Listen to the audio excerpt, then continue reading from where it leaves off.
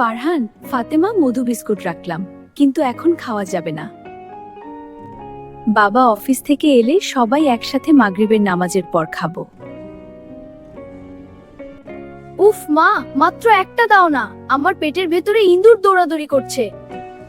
ফারহান, মা কি বলল শুনলে না? বাবাকে ছাড়া খাওয়া ঠিক হবে না, সবুর করো। উরিব্বাস, কি সুন্দর গন্ধ! একটা খেলে মা নিশ্চয়ই বুঝবে না।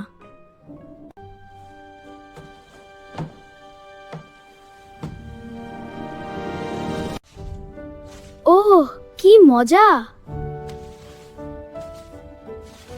কেউ কিচ্ছু জানবে না, আমি পালাই। আসসালামু আলাইকুম আমার সোনামণিরা। ওয়ালাইকুম আসসালাম বাবা। কিরে ফারহান, তুমি আজ এত চুপচাপ কেন? কই বাবা, আমি তো ঠিক আছি।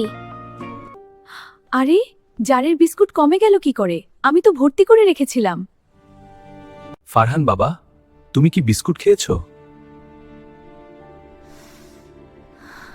না বাবা, মনে হয় কোনো বিড়াল এসে খেয়ে গেছে, জানালা তো খোলা ছিল। বিড়াল? বিড়াল কি জারের ঢাকনা খুলতে পারে ফারহান? ও আচ্ছা, কিন্তু জানো তো, যারা মিথ্যা বলে আল্লাহ তাদের উপর খুশি হন না।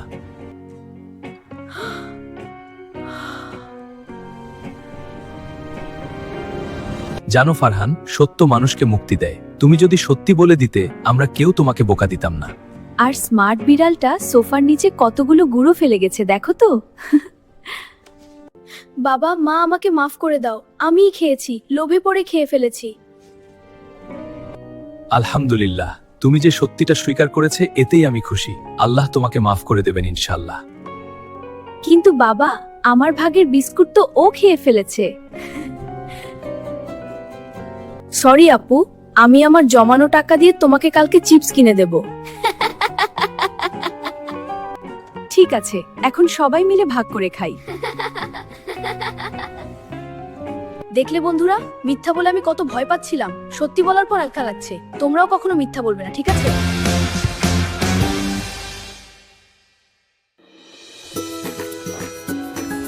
ছক্কা, আমি সুপারস্টার!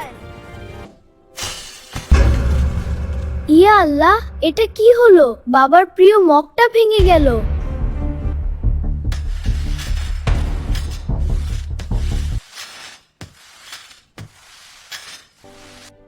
কিসের শব্দ হলো রে ফারহান? হায় হায়, তুই বাবার মগ ভেঙে ফেলেছিস। আপু প্লিজ আম্মুকে বলো না, আমরা বলবো বিড়াল এসে ভেঙেছে, ঠিক আছে? ফারহান, মিথ্যা বলা মহাপাপ। বিড়াল তো ভাঙেনি, আর কেউ না দেখলেও আল্লাহ তো দেখছেন, তাই না? এ কি, মেঝের ওপর কাঁচ কেন? তোমাদের হাত কেটে যাবে তো। কে ভেঙেছে এটা?